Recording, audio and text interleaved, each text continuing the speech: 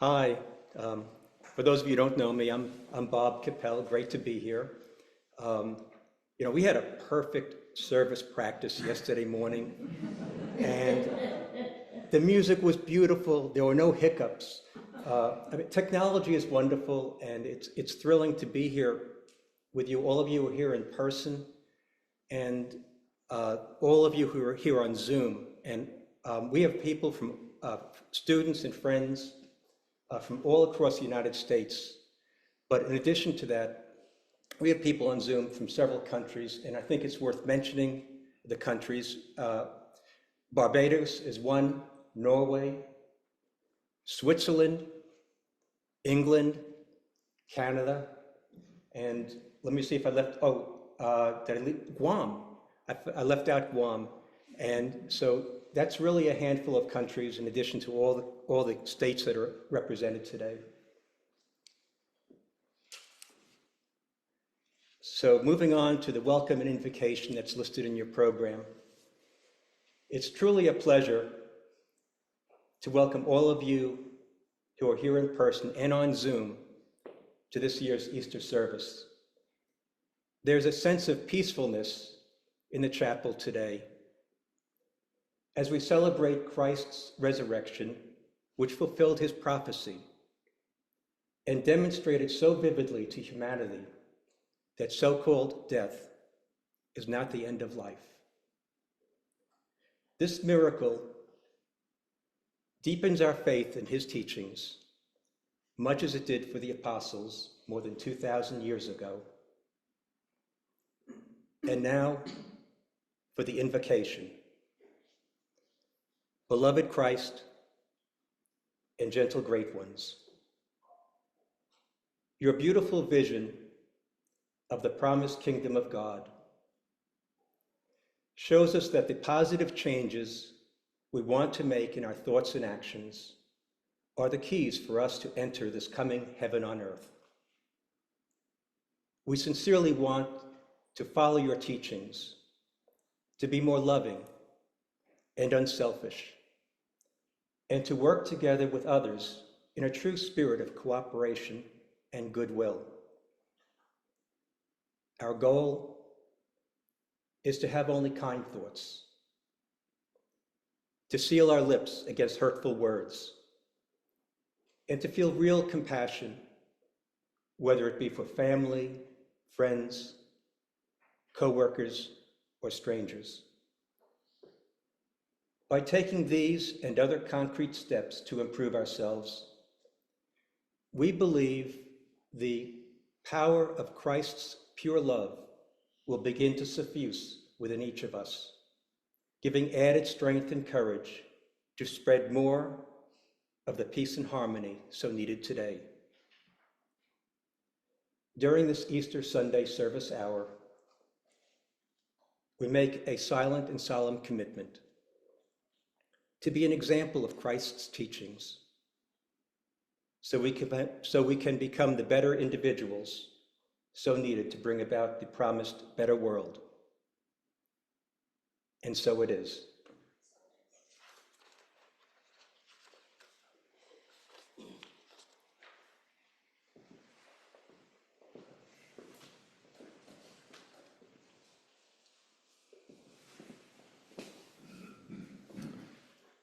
Good morning, everyone. For those who have not yet met the staff or order members here, I'm Conrad, better known as Connie, and I'm very happy to be able to welcome all of you here this morning. I know that you passed the food tables on your way in, and those were a test to see whether you wanted the food more or you really wanted to come to the service, and everybody passed, I think. Easter is a gloriously symbolic day of life renewed, and how very much we need an inspiring reminder of the strength and potential of human life at this time of turmoil in our world.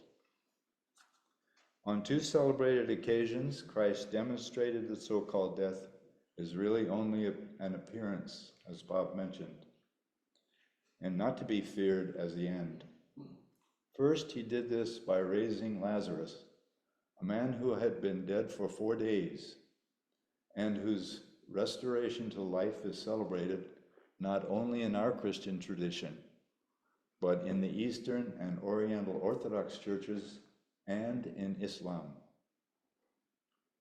And second, and most memorably, Christ proved this by the resurrection, after his heart-rending crucifixion. So, in deepest appreciation and in veneration, let us dedicate this hour and this day to the resurrection of our highest hopes and ideals. At its heart, Christ's mission radiated love for each one of us, and each carefully chosen word of his parables and teachings embraced this message and love of God. The whole purpose of Christ's teachings was to show us how to care for one another, and as we do this, we are building a better world together. And this is the whole purpose of the Lemurian philosophy. Seeing so many of you here and on Zoom today is a thrill, because we recognize that one of the main reasons you became Lemurian students is this desire to create a better world. Many of you are already improving your own lives and environments. We also know that every one of our friends and family members joining us today shares this wish for positive change too. How can we accomplish this together? Whether you study the Lemurian philosophy or not, we're all in this together.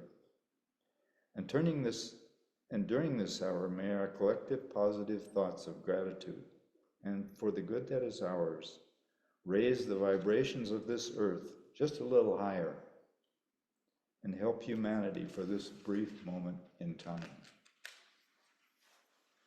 We know Christ's crucifixion was a very dark time in human history that would have been unbearable had he not transmuted it through the hope and love woven into his teachings, his healings, and his overcoming death.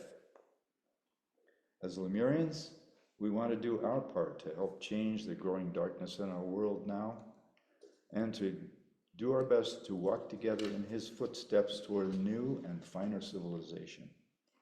Of course, that's easier said than done. In our best moments, we all want to help others and be a shining example, but it's hard to do on our own. We need a guide or example to help us get started and keep us going. Christ came to be that example for all people. And the Lemurian Fellowship's founder, Robert Stelle, also expressed that great love for all people and truly lived by the admonitions of Christ. To seek, and ye shall find. His wife, Hattie Stelle, one of the first Lemurian Fellowship teachers, said about this kind man that seeking, he always found good and little else in everyone he knew. She went on to explain how he had often helped her with this saying, seek and ye shall find. The first time I heard this, it made little impression, she said. My mind was too filled with what was so seemingly obvious and negative, of course. But after hearing those simple words for about the 11th time, they began to take root. At long last, the idea impressed itself upon me as real and sound.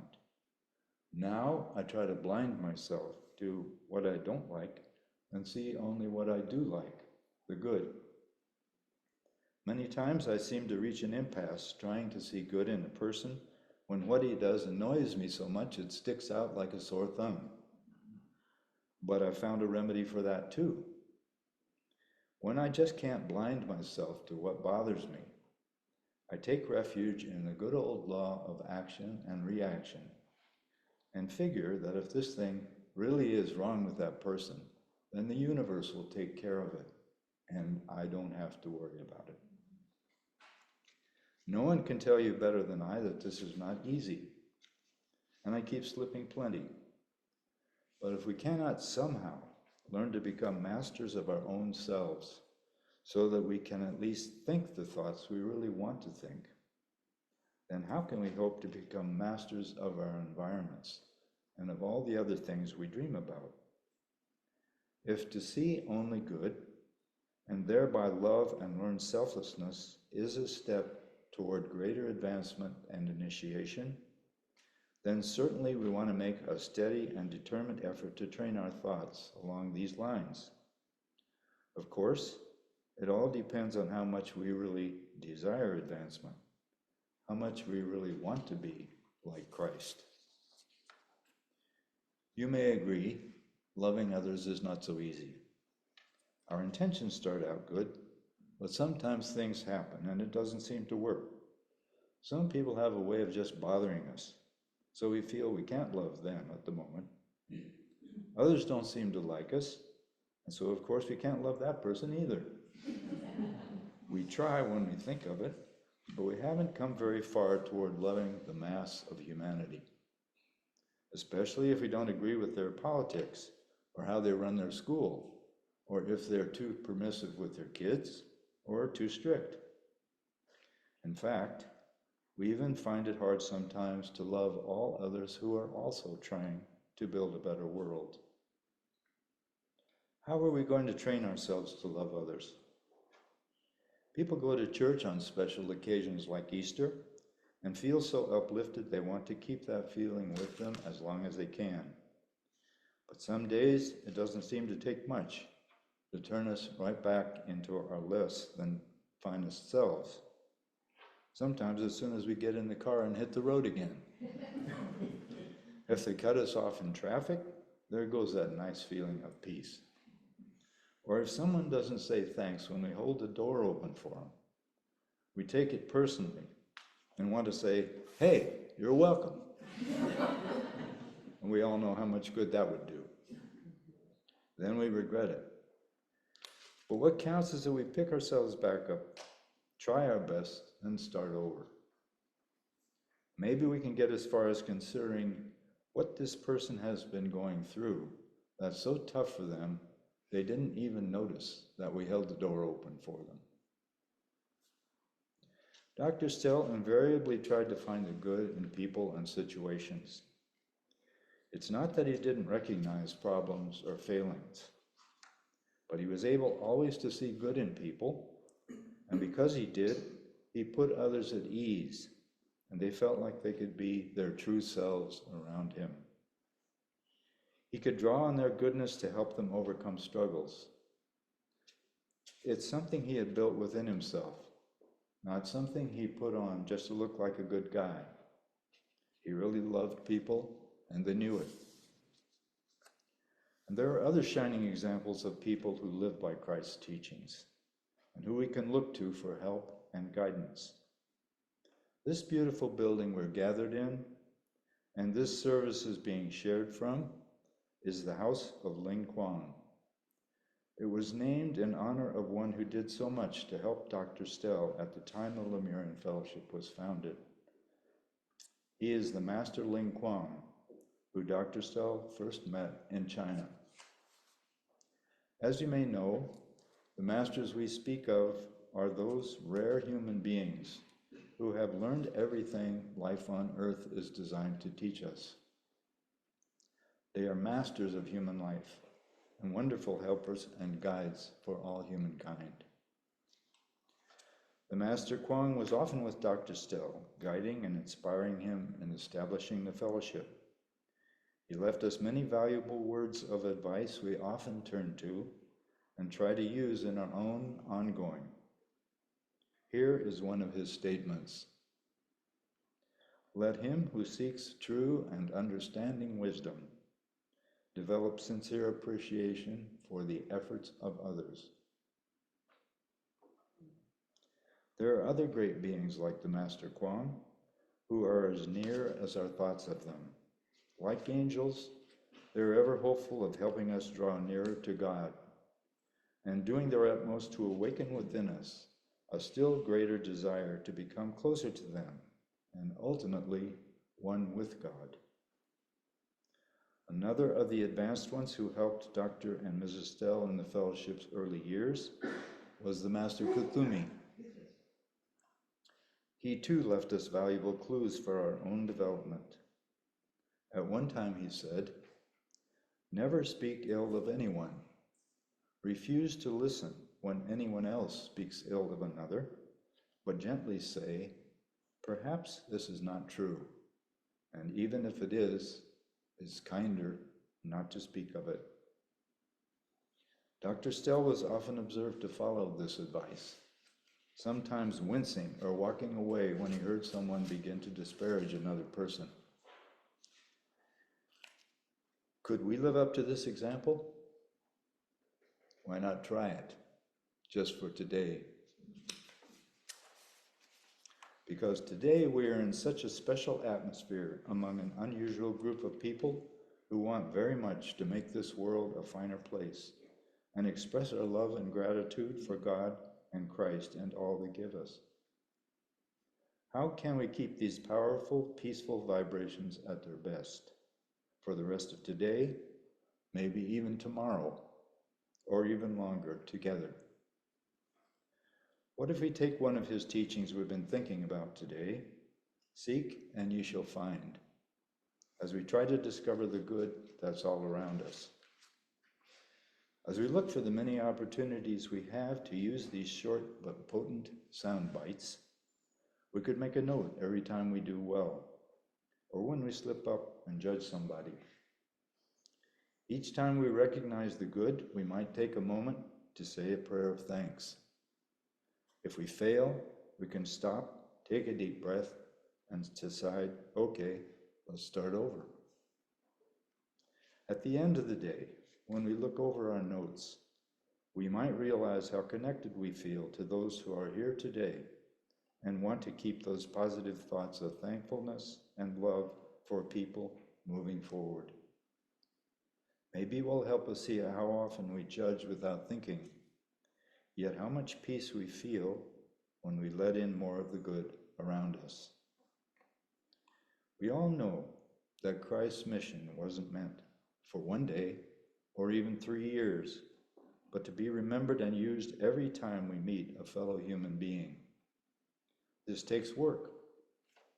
Sometimes some of us rely on memory, daily reading, meditation times, or keeping a journal.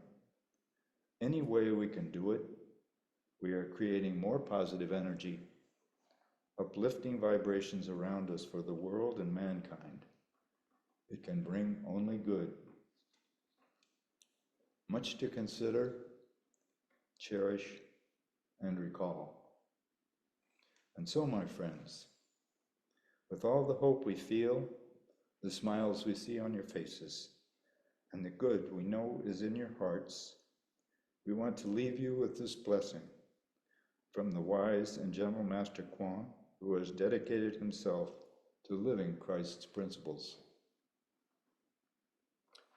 As the cherry blossoms in spring, may your days be of tranquil beauty and your nights of sweet-scented peace.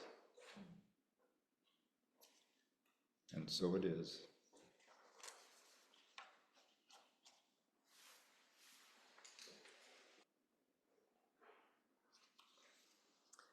For those of you who'd like to join us in our Lemurian prayer, you'll find it on the inside of your program. And we usually say it at a slow pace. Almighty Creator of all things, we ask thy blessing upon our every undertaking, so that we may ever work in peace, harmony, and for the greatest good of all.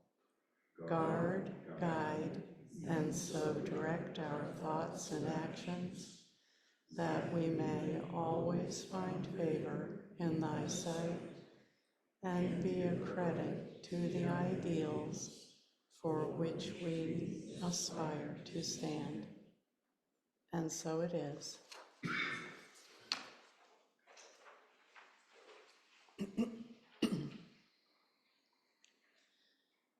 May the white light of Christ shine down upon us and illumine our pathway May his love encompass our lives, his kindness soften our hearts, and may we walk together joyously in his footsteps, henceforth and forevermore. Amen.